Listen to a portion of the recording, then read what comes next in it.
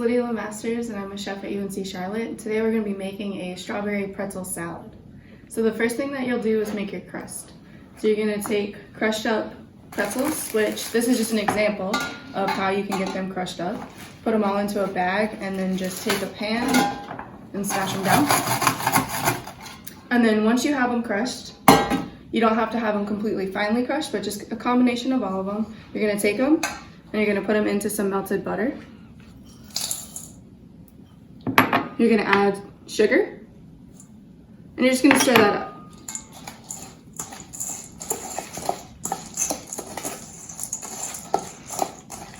So just like you would if you were making a graham cracker or any sort of pie crust, you're going to take your pretzel mixture, you're going to put it in the bottom of a pan. Whatever pan you have that can go in the oven will work. Press it down firmly.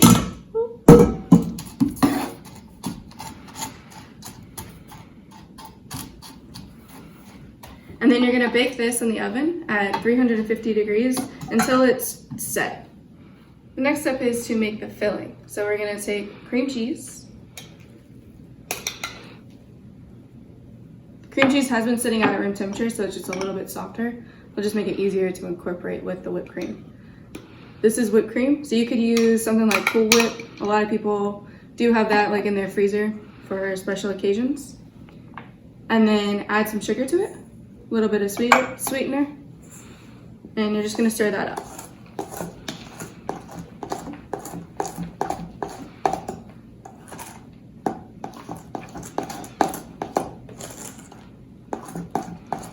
Once it's completely incorporated, you'll take your firm pie crust at the bottom with the pretzels, and you'll just put this right on top.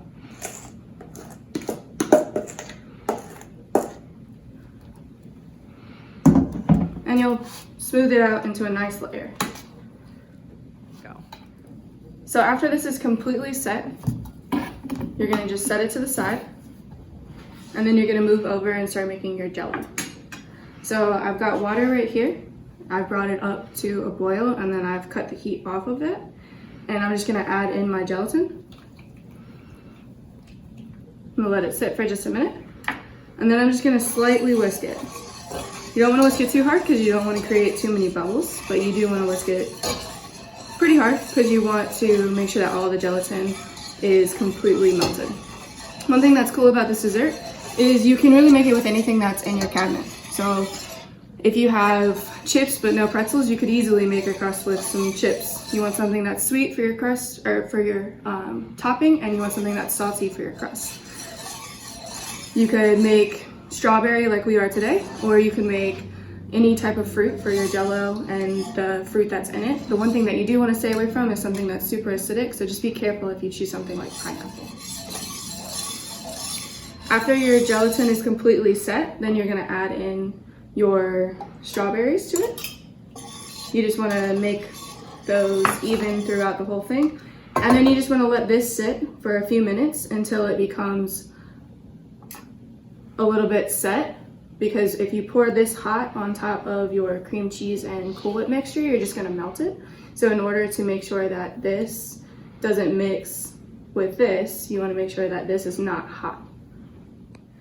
After you have let your gelatin cool down slightly, you're going to pull it off, and then you're going to just gently pour it over top.